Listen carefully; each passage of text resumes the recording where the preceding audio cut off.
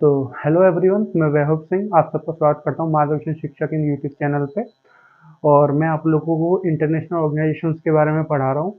और मैं ऑलरेडी आपको कुछ इंटरनेशनल ऑर्गेनाइजेशंस के बारे में पढ़ा चुका हूँ, जैसे कि G7, G20, ब्रिक्स और आपका बिम्स्टेक, एशियन शार्क, SCO। इन सब के बारे में आपको ऑलरेडी पढ़ा चुका हूँ। इन सब के बारे में आपको देखना है तो आप मार्गदर्शन शिक्षा के यूट्यूब चैनल पे जाके एक प्लेलिस्ट मिलेगी आपको इंटरनेशनल ऑर्गेनाइजेशंस के नाम से, उसमें जाके इन सब के बारे में देख सकते हैं।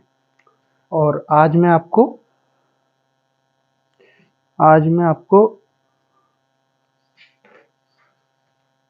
RCEP के बारे में पढ़ाऊंगा। RCEP क्या है? RCEP के बारे में मैंने पहले ही अपनी वीडियो में मेंशन किया है। एशियन की मैंने जो वीडियो पढ़ाई थी उसमें मैंने RCEP के बारे में मेंशन किया है। ठीक है, मैं आपको बताता हूँ इसकी फुल फॉर्म क्या है। RCEP stand for regional comprehensive economic partnership. तो जैसे अगर इसके नाम से अगर हम इसका मतलब समझने की कोशिश करें, क्या कहना चाहता है ये ग्रुप, किस लिए है? Regional comprehensive. एक रीजन के लिए एक लैंडमास के लिए एक रीजन है जिसकी बात कर रहे हैं, एरिया की बात कर रहे हैं, उसमें इकोनॉमिक पार्टनरशिप, उस रीजन में जितनी भी कंट्री आती है उनके बीच में इकोनॉमिक पार्टनरशिप के लिए इस ग्रुप को बनाया गया है। इतना आप इसके नाम से भी समझ सकते हैं। चलिए आइए इसके बारे में आगे जानते हैं। RCP is a regional free trade agreement, FTA के बारे में मैंने आप एशिया वाली वीडियो में आपको FTA के बारे में बताया था। FTA मतलब फ्री ट्रेड एग्रीमेंट। तो जो RCEP है ये एक रीजन से बिलोंग करने वाला फ्री ट्रेड एग्रीमेंट है। मैं आपको बताता हूँ फ्री ट्रेड एग्रीमेंट क्या होता है। फ्री ट्रेड एग्रीमेंट कुछ कंट्री या कोई ग्रुप आपस में करते हैं। इसके जरिए क्या होता है, जैसे मान लीजिए मैं एक कंट्री हूँ, आप एक कंट्री हैं, और हम लोग आपस में ट्रेड कर रहे हैं। तो मुझे आपके यहाँ कुछ बेचना है, तो आप भी उसमें से कुछ कमाना चाहोगे। तो जैसे मैंने आपके यहाँ कोई 10 रुपए की, जैसे ये मार्कर है, मैंने आपको 10 रुपए का बेचा, और तो आप भी एक टैक्स उसमें लगा रहे हो। आपने मान लिया कुछ टैक्स लगाया, अभी आपकी कंट्री में 11 रुपए का बच रहा है, तो जो 1 रुपया आप लोग कमा रहे हो। तो ये जो टैक्स होता है, इस टैक्स को या तो बिल्कुल जीरो कर दें या थोड़ा बिल्कुल मिनिमम करने के लिए इस ट्रेड एग्रीमेंट्स को साइन किया जाता है। इसको फ्री ट्रेड एग्रीमेंट कहते हैं। ठीक है, तो इसको बिल्कुल जो टैक्सेस हैं ये इनको मिनिमल करने के लिए, जीरो करने के लिए, वो कंट्रीज के नेगोशिएशंस और अंडरस्टैंडिंग पे बिलोंग बेस्ड है। कंट्री कितना नेगोशिएट कर सकती है अपने डील के दौरान, अपनी बातचीत के दौरान।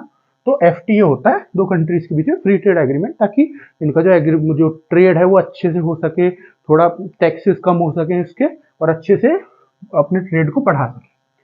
तो RCEP जो है ये 1 जनवरी 2021 को बना था। बहुत ही नया ग्रुप है।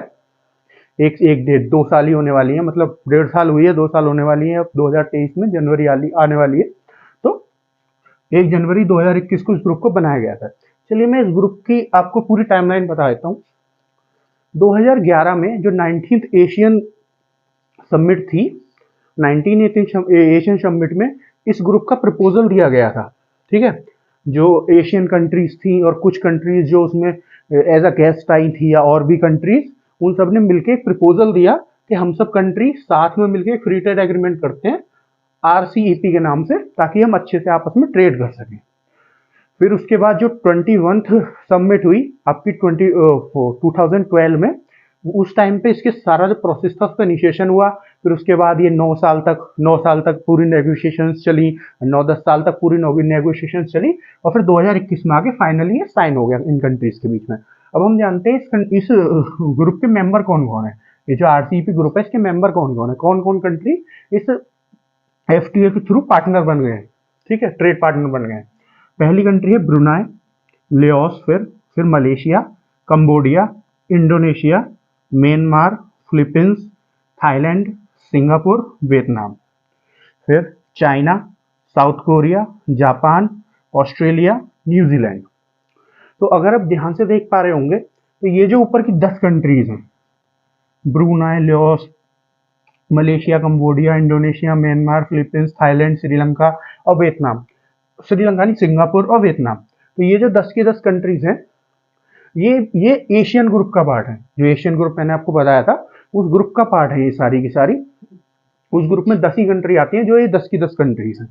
ठीक है, और ये जो बाकी कंट्रीज हो गई, China, South Korea, Japan, Australia और न्यूजीलैंड, एशियन एशियन प्लस 5 भी इस ग्रुप को बोल सकते हैं, एशियन प्लस 5, क्योंकि सारी एशियन कंट्रीज है, बाकी ये 5 जो इकोनॉमीज हैं, 5 जो बड़ी इकोनॉमीज है, बड़ी कंट्रीज हैं, इन कंट्रीज से मिलके पूरा ग्रुप बनता है आरसीईपी ग्रुप। ओके, अब हम देखते हैं इस ग्रुप का एजेंडा क्या है, इस ग्रुप को क्यों बनाया गया है, इस ग्रुप का ऑब्जेक्टिव क्या है।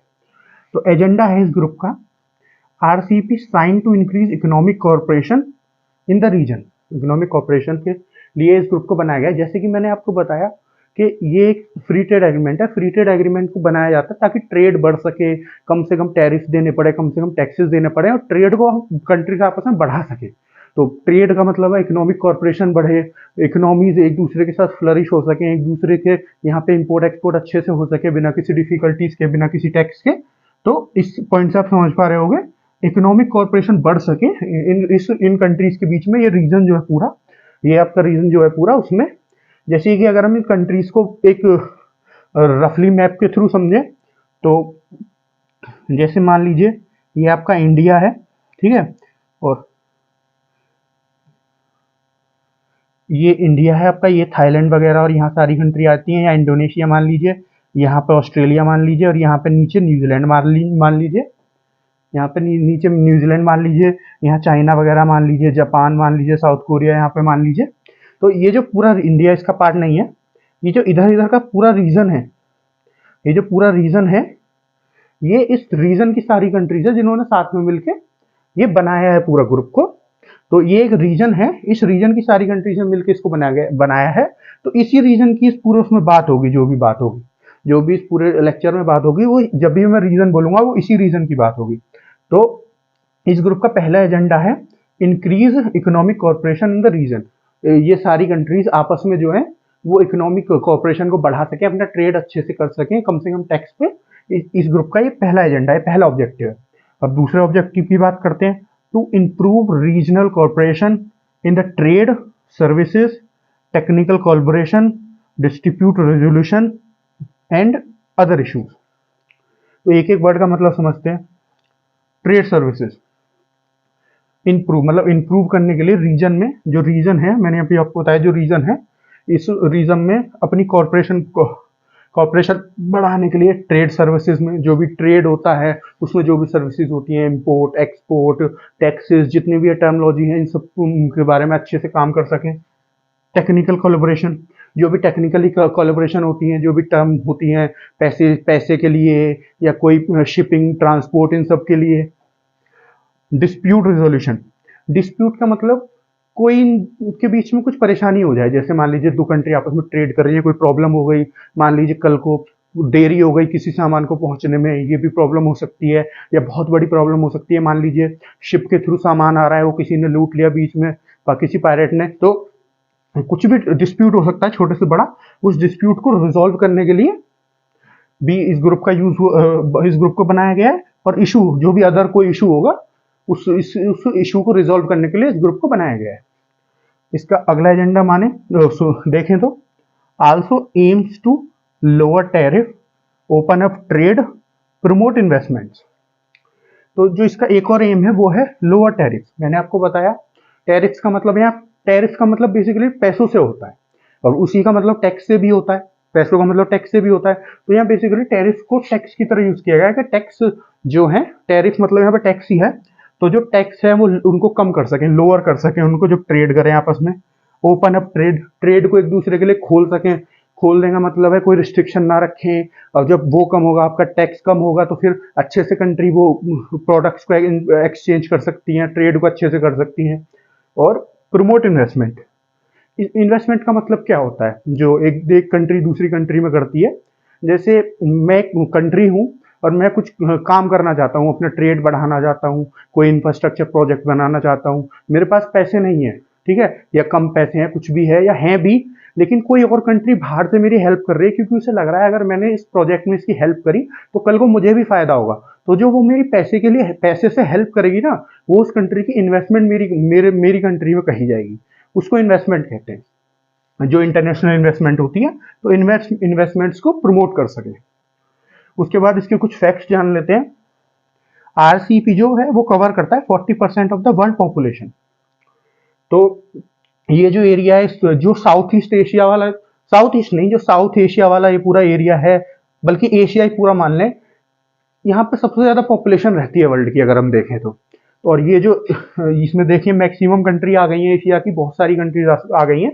तो आप समझ ही सकते हैं कि 40% ऑफ द वर्ल्ड पॉपुलेशन इस पूरे ग्रुप में आती है। इस रीजन में 40% ऑफ द जितनी भी कंट्रीज हैं उन सब कंट्रीज की पॉपुलेशन को मिला दे तो 40% ऑफ द वर्ल्ड पॉपुलेशन हो जाता है। देख जैसे हम देखें कि चाइना पहले नंबर पे है, चाइना इसमें आता है, ठीक है। और इन कंट्रीज की भी ठीक ठाक पॉपुलेशन है, ये बड़ी बड़ी कंट्रीज हैं, इनकी भी ठीक ठाक पॉपुलेशन है। तो 40% ऑफ द पॉपुलेशन इस ग्रुप में आ जाता है, ठीक है। उसके बाद ग्लोबल जीडीपी जो है इस ग्रुप की वो 30% है। जो भी पूरे ग्लोब की, जो भी पूरी ग्लोब है, पूरा वर्ल्ड है, उस पूरे वर्ल्ड की जीडीपी को मिला दें और इस ग्रुप की जीडीपी को मिला दें, ठीक है। तो जो वर्ल्ड वाली जीडीपी है, जो वर्ल्ड वाली जीडीपी है, ये उसकी 40% होगी। जो इस ग्रुप की जीडीपी होगी वो इसकी 40% होगी, ठीक है। तो और अगर हम टर्म्स में मतलब उसमें देखें नंबर्स में कितनी जीडीपी है इसकी, तो है 49.5 ट्रिलियन डॉलर। जो यूएस डॉलर होता है उसमें 49.5 ट्रिलियन डॉलर्स हैं इस ग्रुप की जीडीपी, ठीक है।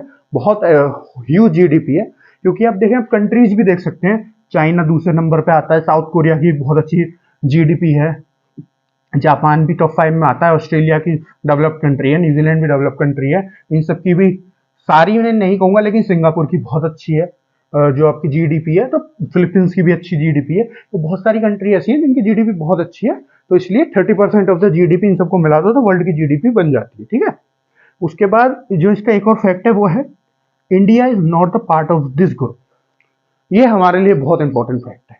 सबसे इंपॉर्टेंट तो हमारे लिए यही है कि इंडिया इस ग्रुप का पार्ट नहीं है, ठीक है। अब हम जो भी इस ग्रुप के बारे में हमें जानना था हमने यहां तक जान लिया है। अब हम खाली इंडिया के पर्सपेक्टिव में बात करेंगे कि जब इस ग्रुप का पार्ट इंडिया नहीं है तो इंडिया के तो हमारे लिए पढ़ना जरूरी क्यों है, क्यों जरूरी है कि हम इस ग्रुप को पढ़ें जब इस ग्रुप का इंडिया पार्ट ही नहीं है। तो बेसिकली अगर मैं आपको वैसे समझाऊं तो जो इंडिया है 2019 से पहले इस ग्रुप का पार्ट था। मतलब जब ये ग्रुप नहीं था, जब नेगोशिएशन चल रही थी, उस टाइम पे इंडिया इसका पार्ट था। इंडिया भी इसकी सब नेगोशिएशंस में जाता था, लेकिन इंडिया की कुछ शर्तें थी जो ये ग्रुप पूरा नहीं कर पा रहा था, जिसकी वजह से 2019 में इंडिया ने इस ग्रुप को छोड़ दिया कि जी हमारी शर्तें पूरी नहीं हो रही है तो हम इसको ग्रुप को ज्वाइन नहीं करेंगे। और इंडिया ना ग्रुप को ज्वाइन करे इसलिए बहुत ज्यादा प्रोटेस्ट भी हुई थी इंडिया में। वो उसके लिए बहुत सारी सिचुएशंस थी, बहुत सारी वो थी, क्या बोलते हैं, शर्तें थी, जो मैं आपसे अभी डिस्कस करूंगा आगे। तो पहले आप ये जान लीजिए, इंडिया ने 2019 में इस ग्रुप को छोड़ा था। उससे पहले जो 10-11 साल की नेगोशिएशन थी उसमें इंडिया इसका पार्ट था।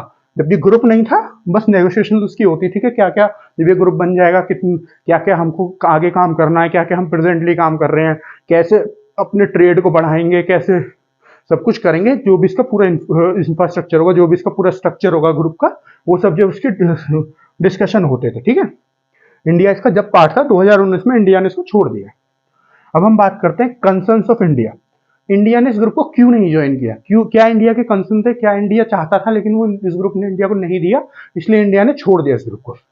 पहला है कंट्री ऑफ ओरिजिन टैग। इस वर्ड का क्या मतलब है, country of origin. Country of origin का मतलब है कोई सामान है वो किस कंट्री में बना है, ये इस वर्ड का सीधा सीधा मतलब है। ओरिजिन मतलब कहाँ का ये है, कंट्री किस कंट्री का ये है सामान। और समझ गए, टैग मतलब उस पर ये लिखा हुआ है कि किस कंट्री का ये सामान है। तो इंडिया ने सबसे पहली शर्त रखी कि जब भी हम ट्रेड करेंगे तो जो भी हम सामान लेंगे उस पर लिखा होना चाहिए कि किस कंट्री का सामान है। क्योंकि कोई भी कंट्री, जैसे मान लीजिए किसी कंट्री से हम, जैसे हमने चाइना से बात की कि हमने किसी सामान के लिए बात की लेकिन वो सामान हमको पसंद नहीं आया चाइना का, तो चाइना ने क्या किया, डायरेक्टली हमारे यहाँ उसे नहीं भेज पाया। चाइना ने पहले वो बांग्लादेश में भेज दिया और वहाँ के जो भी बिजनेसमैन उनसे बात कर ली और फिर वो वहाँ के थ्रू हमारी कंट्री में भेज दिया।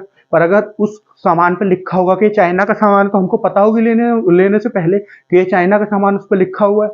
तो इसलिए इंडिया ने डिमांड की कि कंट्री ऑफ ओरिजिन का जो टैग है उस सामान पे लगा होना चाहिए। वैसे भी अगर आप आजकल मतलब पिछले 2 साल में अगर आप फ्लिपकार्ट वगैरह पे देखेंगे, अमेजोन वगैरह पे देखेंगे, तो वहां पे भी किसी भी सामान, इंडिया ने ये पूरा सब ऑनलाइन बिजनेस के लिए बोल दिया है कि जो भी ऑनलाइन बिजनेस या ऑफलाइन बिजनेस हो, तो हर प्रोडक्ट पे कंट्री का ओरिजिन लिखा होना चाहिए। आप अगर फ्लिपकार्ट पे खोल के देखेंगे तो वहां पे भी आपको सब सामान के साथ लिखा हुआ मिल जाएगा कि ये किस कंट्री का प्रोडक्ट है, ठीक है।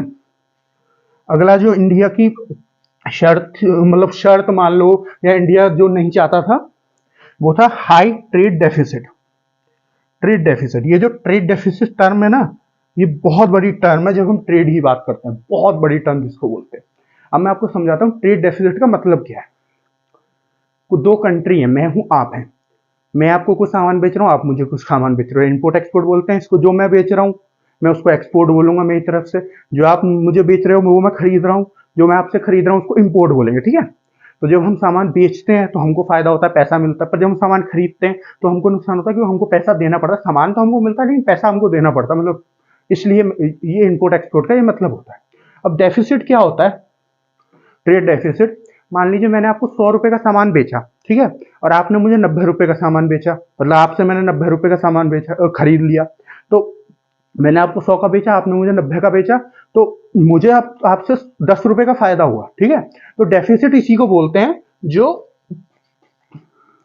इंपोर्ट और एक्सपोर्ट के बीच में फर्क होता है ना, जो इन दोनों के बीच में फर्क होता है उसको ट्रेड डेफिसिट बोलते हैं, है ना, मतलब ट्रेड डिफरेंस बोलते हैं। और डेफिसिट का मतलब होता है नीचे, मतलब लोअर साइड, मतलब जो हमारे लिए अच्छा नहीं है, ठीक है। तो डेफिसिट का मतलब ये होता है जैसे कि आपने मुझे 100 रुपए का भेजा, मैंने आपको 90 रुपए का बेचा, तो मुझे 10 रुपए का नुकसान हो रहा है, तो इसलिए इसको ट्रेड डेफिसिट बोलते हैं, ठीक है।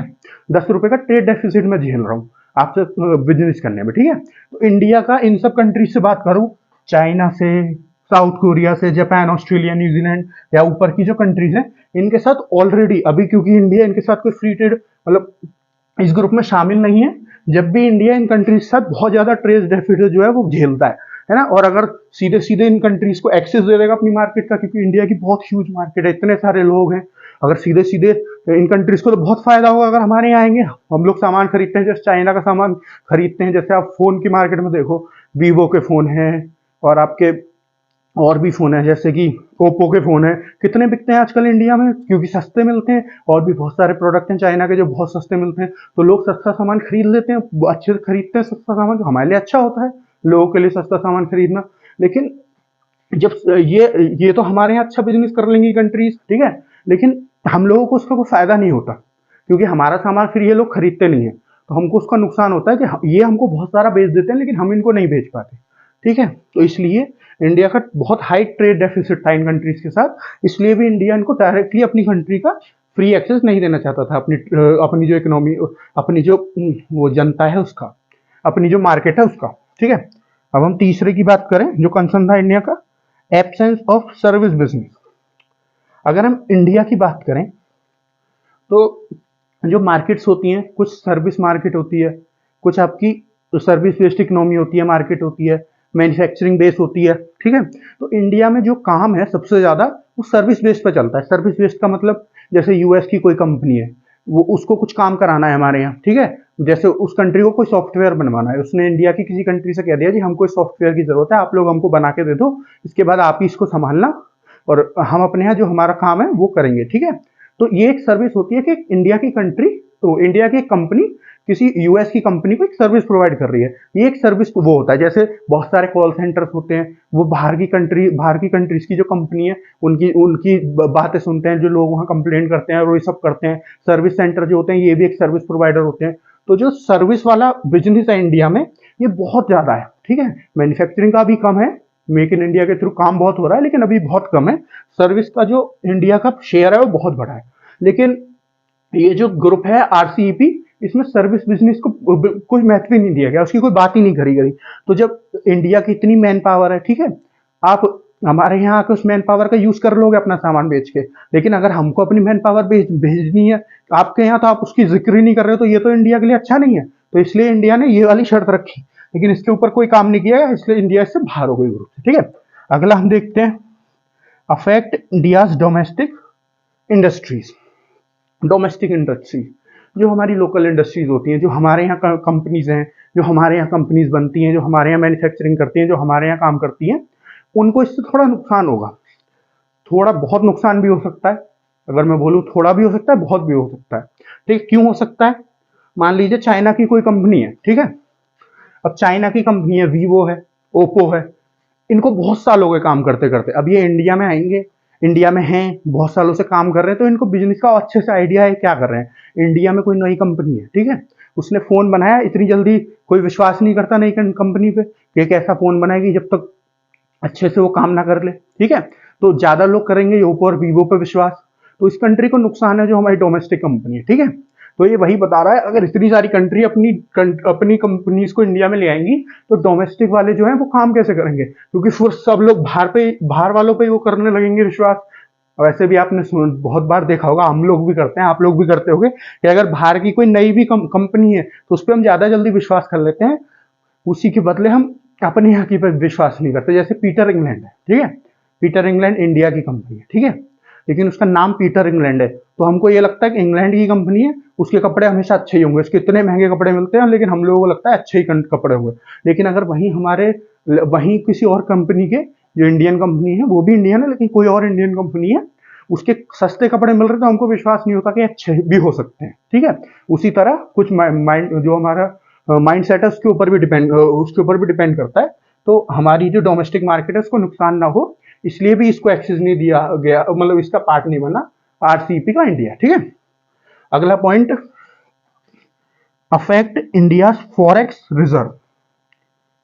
फॉरेक्स रिजर्व क्या होता है? फॉरेक्स रिजर्व में 3-4 चीजें आती हैं। पहली चीज होती है अपनी कंट्री के अलावा किसी और कंट्री की करेंसी हमारे पास कितनी है, हमारे आरबीआई में कितनी करेंसी, हमारा आरबीआई उसको रखता है। दूसरी चीज गोल्ड रिजर्व कितना है हमारे पास, गोल्ड कितना है हमारे पास। तीसरी चीज बॉन्ड्स, किसी और कंट्री के बॉन्ड्स कितने हैं हमारे पास। बॉन्ड का मतलब क्या होता है, जैसे मान लीजिए यूएस है, ठीक है, बहुत स्टेबल इकोनॉमी है, बहुत बड़ी इकोनॉमी है, ऐसा तो है नहीं कल ही डूब जाएगी, अगर डूबने भी लगे तो 5-7 साल 10-12 साल लगेंगे उसको डूबने में, बल्कि 20 साल, ठीक है।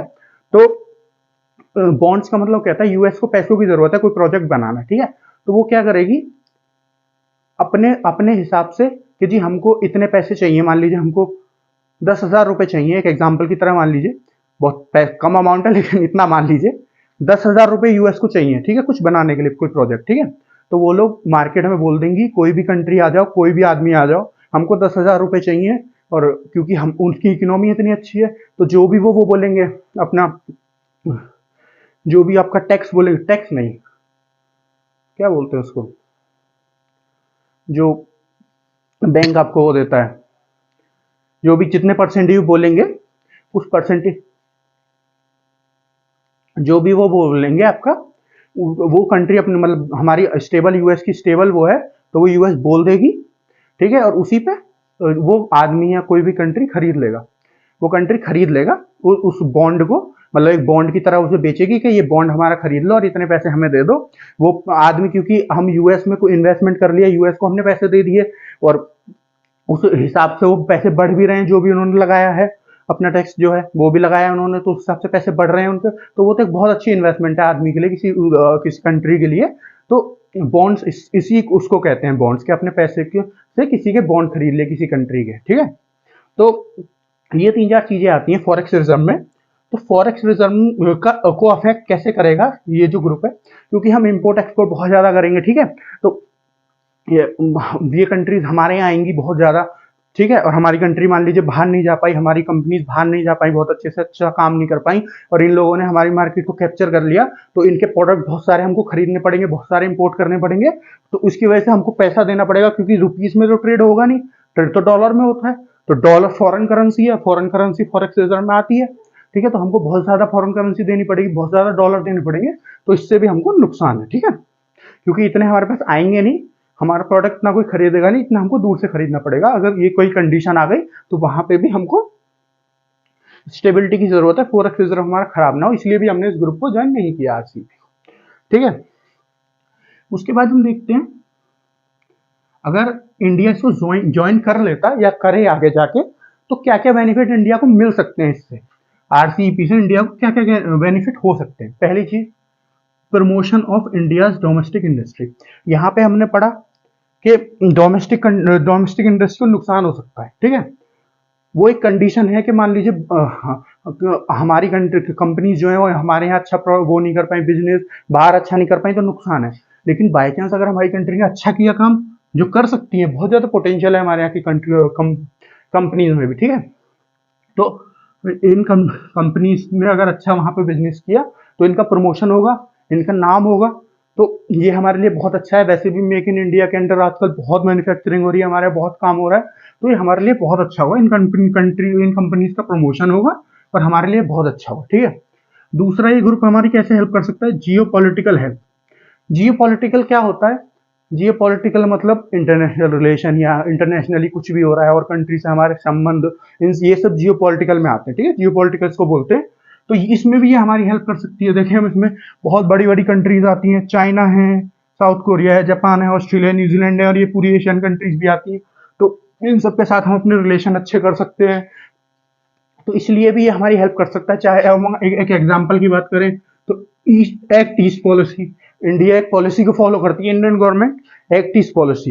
एक्ट ईस्ट पॉलिसी का मतलब जितनी हमारे ईस्ट में कंट्रीज आती हैं उन सब से हम अच्छा संबंध बना के रखें, उन सब के साथ अच्छा काम कर सकते हैं। जितनी भी हमारी ईस्ट में कंट्रीज आती हैं उन सब के हम अच्छा काम कर सकते हैं। और यहाँ देखें, जैसे इंडिया है तो ये इंडिया के ईस्ट में ही आती है सारी कंट्रीज, ठीक है। तो एक्ट ईस्ट पॉलिसी में इंडिया इन सब कंट्रीज के साथ अच्छे से काम कर सके, ये भी हमको एक एडवांटेज दे सकता है ग्रुप, ठीक है। तीसरा हम देखें, also help to enhance corporation in the field like energy, technology, security और एग्रीकल्चर एक्सेट्रा।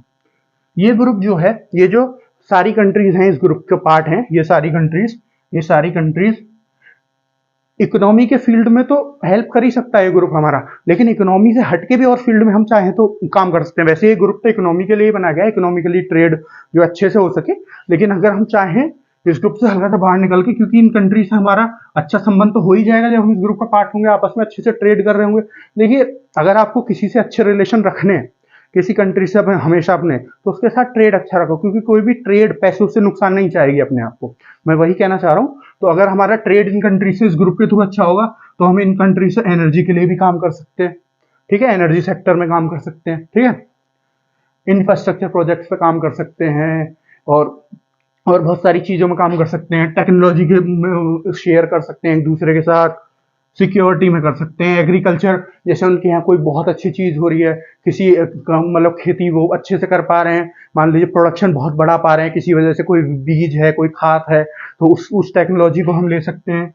कोई सिक्योरिटी उनका वो है, टेक्निक है जो बहुत अच्छी है, जो हमारी भी हेल्प कर सकती है, उसमें यूज कर सकते हैं। कोई टेक्नोलॉजी बहुत अच्छी है, उसके लिए हम उनका यूज कर सकते हैं, वो हमारा भी यूज कर सकते हैं। चाहे वो हमारा सिक्योरिटी में हेल्प, चाहे सिक्योरिटी में हम भी उनकी हेल्प कर सकते हैं, एग्रीकल्चर में भी, एनर्जी के लिए भी, तो एक दूसरे की हम सब हेल्प कर सकते हैं। जैसे इंडिया की अगर हम बात करें, ऑस्ट्रेलिया की इंडिया बहुत हेल्प लेता है। किस लिए? ऑस्ट्रेलिया में कोयला बहुत पाया जाता है, इंडिया में इतना एक रेट का कोयला नहीं पाया जाता, ऑस्ट्रेलिया में बहुत कोयला पाया जाता है। तो एनर्जी के हिसाब से इंडिया ऑस्ट्रेलिया की और ज्यादा हेल्प ले सकता है, अभी भी लेता है, लेकिन और ज्यादा ले सकता है जब इकोनॉमी के ऊपर ही आपस में काम कर रहे होंगे इस ग्रुप के अंडर, ठीक है। तो ये इंडिया को कुछ बेनिफिट्स हैं इस ग्रुप के, ठीक है। अब हम आगे देखते हैं, वाई आरसीईपी नीड इंडिया, ठीक है। इंडिया को आरसीईपी की जरूरत है, ये तो हमने पढ़ लिया, लेकिन आरसीईपी को इंडिया की जरूरत क्यों है, ठीक है। इंडिया की जरूरत आरसीईपी को क्यों है, यहां पे हमने पढ़ा आरसीईपी की जरूरत इंडिया को क्यों है। यहां हम पढ़ेंगे आरसीईपी को इंडिया की जरूरत क्यों है, इंडिया को आरसीई की जरूरत क्यों है, और आरसीईपी को इंडिया की जरूरत क्यों है। पहला पॉइंट है, India is huge region power. अगर हम इस एशिया की बात करें, बेसिकली ये साउथ ईस्ट एशिया और जो साउथ एशिया है, यहाँ पे पाकिस्तान वगैरह और ये सब कंट्रीज आ जाती हैं। तो इस पूरे एरिया में इंडिया एक बहुत बड़ी पावर है, ठीक है। इन सब कंट्रीज को हम अगर देखें तो इंडिया बहुत बड़ी पावर है, चाइना भी है, जापान भी है, लेकिन इंडिया भी एक बहुत बड़ा शेयर पावर का अपने पास रखती है, ठीक है। थर्ड लार्जेस्ट आर्मी है इंडिया की, फिफ्थ लार्जेस्ट इकोनॉमी है इंडिया की वर्ल्ड में, तो बहुत बड़ी पावर है इंडिया भी है। तो इसलिए भी इंडिया का इस ग्रुप में होना बहुत जरूरी है। और दूसरी, ह्यूज मार्केट, इतनी बड़ी पॉपुलेशन है इंडिया की, मार्केट ह्यूज होगी, इतने लोग हैं तो खरीदेंगे, ट्रेड मतलब खरीदेंगे सामान, और बहुत सारी चीजों के लिए इंडिया की जरूरत है। तो बहुत बड़ी मार्केट है इंडिया की। इसलिए भी इस ग्रुप को, क्योंकि ये कंट्रीज सब इंडिया का एक्सेस चाहेंगी, अगर इस ग्रुप को सक्सेसफुल बनाना है तो ट्रेड बढ़ाना होगा, और ट्रेड बढ़ाना होगा इन सब कंट्रीज को, तो एक ह्यूज मार्केट की जरूरत है। इन सब की भी अच्छी खासी पॉपुलेशन है, लेकिन इंडिया की बहुत बड़ी पॉपुलेशन, ठीक है। तो इसलिए इंडिया एक ह्यूज मार्केट है, इसलिए इस ग्रुप को इन सब कंट्रीज को इस ग्रुप में आती है, इस ग्रुप की इंडिया की बहुत ज्यादा नीड है। फिर टू काउंटर चाइना, चाइना को काउंटर करने के लिए, ठीक है। चाइना बहुत बड़ी कंट्री है, चाइना भी सेकंड लार्जेस्ट पॉपुलेशन है, सेकंड लार्जेस्ट आर्मी है इंडिया की, सॉरी चाइना की पावर में। चाइना चाहे, उसकी मार्केट बहुत बड़ी है, मैन्युफैक्चरिंग हब है बहुत बड़ा, इन सब कंट्रीज के ऊपर राज कर सकता है क्योंकि बहुत स्टैब्लिश इनकी कंपनीज हैं सब, ठीक है। ये तो इन सब कंट्रीज का फायदा उठा लेगा चाइना, है ना, लेकिन ये सब कंट्रीज चाइना का इतना फायदा ना उठा पाए शायद। तो इसलिए इंडिया की जरूरत इन सब बाकी कंट्रीज को इसलिए भी है क्योंकि ये चाइना को काउंटर कर सकता है, उसी रीजन में एक बहुत बड़ी पावर है इंडिया, तो इसलिए चाइना को काउंटर करने के लिए भी बहुत ज्यादा जरूरत है इन कंट्रीज को, क्योंकि ना इसमें यूएस है ना कोई यूरोपियन कंट्रीज है, तो फिर इंडिया बचता है जो चाइना को अच्छे से काउंटर कर सकता है, इसलिए भी इस ग्रुप को इंडिया की जरूरत है, ठीक है। अब हम देखते हैं चैलेंजेस क्या है आरसीईपी के। ग्रुप बन गया, काम कर रहा है अच्छे से, लेकिन चैलेंजेस तो हर किसी चीज में होते ही होते हैं। क्या चैलेंजेस हैं तो उसके लिए आइए देखते हैं। पहले नो यूएस, मैंने आपको बताया यूएस की जरूरत, यूरोप कंट्रीज की जरूरत, इंडिया की जरूरत हमेशा रहेगी, चाइना को काउंटर करने के लिए आपको करना है। ये दोनों कंट्रीज ही नहीं है, ठीक है। यहाँ पे यूएस को तो खाली चाइना को काउंटर करने के लिए बहुत ज्यादा जरूरत है, लेकिन इंडिया की तो मैंने इतने सारे पॉइंट बता दिए क्यों जरूरत है। बहुत बड़ी मार्केट है, ह्यूज पावर है, चाइना को काउंटर करना है, और भी बहुत सारी चीज हो सकती हैं। बहुत अच्छा कल्चर है, बहुत बड़ा वो है, मैन पावर है, सर्विस सेक्टर को बहुत अच्छे से, इंडिया का बहुत अच्छा सेक्टर है तो सर्विस बिजनेस को बढ़ा सकता है, तो इंडिया की बहुत ज्यादा जरूरत है। तो ये चैलेंज है क्योंकि यहाँ ना यूएस और चाइना को काउंटर करने के लिए इन सब पॉइंट की बात करें तो इसमें इंडिया भी नहीं है, तो इसलिए भी ये ग्रुप के लिए एक बहुत बड़ा चैलेंज है। तीसरा, बिग कंट्रीज मोनोपोली। मोनोपोली का मतलब क्या होता है? मोनोपोली, डायपोली। मोनोपोली का मतलब होता है कोई एक चीज है, जैसे मान लीजिए एक पूरी कंट्री है, उसका एक राजा है, तो राजा जो है वो मोनोपोली वो करता है क्योंकि सब कुछ उसी की चलेगी।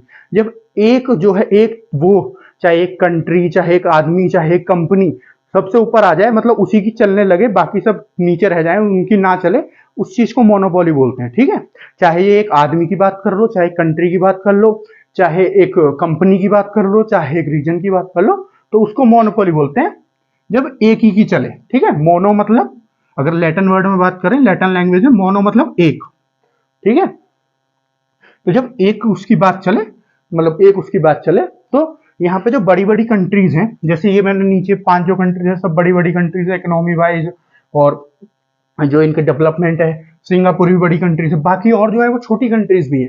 तो ये बड़ी बड़ी कंट्रीज जो है अपना फायदा कर लेंगे यहाँ पे, अपनी मोनोपोली वहां दिखा के, अपना प्रोडक्ट अच्छे से बेच के, अपनी चला के वहां पे, क्योंकि बड़ी कंट्रीज है, लेकिन इन छोटी छोटी कंट्रीज को इससे नुकसान हो जाएगा। तो ये भी एक इस ग्रुप का बहुत बड़ा वो है, चैलेंज है इस ग्रुप के लिए। फिर चौथा चैलेंज, कॉम्प्रोमाइज इंडिविजुअल डील। इसका क्या मतलब? इंडिविजुअल डील का मतलब बेसिकली यहाँ क्या है, जैसे कंट्रीज हैं ये सब इस ग्रुप में और भी ग्रुप में, लेकिन ये कंट्रीज इंडिविजुअली, मतलब 1 to 1 भी एक दूसरे से कुछ ना कुछ प्रोडक्ट वो करती होंगी, डील करती होंगी, कुछ ना कुछ एक दूसरे के साथ एग्रीमेंट साइन करती होंगी, कुछ ना कुछ बिजनेस करती होंगी, कुछ ना कुछ ट्रेड करती होंगी। तो जब ये यहाँ पे आ गई सब एक साथ, तो इस ग्रुप में इनको सबके हिसाब से काम करना पड़ेगा जितनी भी कंट्रीज है, लेकिन अगर ये 1 to 1 काम कर रही हैं, ऐसे एक दूसरे के साथ काम कर रही हैं, तो जो इन दोनों की नीड है ये आपस में बात करके कर सकते हैं। तो मान लीजिए इन्होंने कोई डील साइन करी, पहले मान लीजिए ये आपका ऑस्ट्रेलिया है, ठीक है, ये आपका कंबोडिया है या सिंगापुर है, इन लोगों ने कोई डील साइन कर रखी है आपस में कि हम ऐसे ऐसे काम करेंगे, ये सब हमको प्रमोट करना है अपनी कंट्री में, ये अपना कल्चर करना है प्रमोट, ये ऐसे ऐसे ट्रेड करना है, ठीक है। लेकिन अब ये जो पहले तो इन दोनों ने अपने हिसाब से कर लिया, लेकिन बाद में ये इस पूरे ग्रुप का पार्ट बन गया आरसीईपी की, इतनी सारी कंट्रीज है, तो इनको इन सब की भी सुननी पड़ेगी। तो जो इंडिविजुअल डील है इन कंट्री के बीच में, ये इफेक्ट होगी, इससे कॉम्प्रोमाइज होगी, इससे इसका इतना इफेक्ट नहीं रह जाएगा। तो ये पॉइंट यही कहना चाह रहा है कि ये भी एक चैलेंज है आरसीईपी के लिए कि इंडिविजुअल जो डील है इन कंट्रीज के बीच में वो कॉम्प्रोमाइज हो जाएंगी, ठीक है।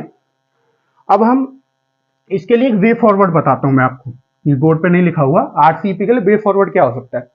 तो हम पहले इंडिया के कॉन्टेक्स्ट में बात करते हैं। इंडिया के कॉन्टेक्स्ट में बात करें, ये जो कंट्रीज हैं, मैंने आपको बताया इंडिया की इस ग्रुप को बहुत ज्यादा जरूरत है, बहुत ज्यादा नीड है, ठीक है। तो इन सब कंट्रीज में मिलकर, क्योंकि इंडिया ने अभी इस ग्रुप को ज्वाइन नहीं किया है, लेकिन इंडिया को इन कंट्रीज ने बोल दिया है कि इंडिया जब चाहे इस ग्रुप को ज्वाइन कर सकता है, ठीक है।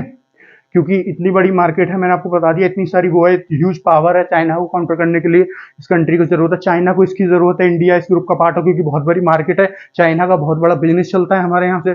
इसलिए भी क्योंकि अभी जब बहुत सारी ऐप बैन कर दी थी चाइना की इंडिया में, उनको बहुत नुकसान हुआ, टिकटॉक बैन हो गई, बहुत चाइना को नुकसान हुआ।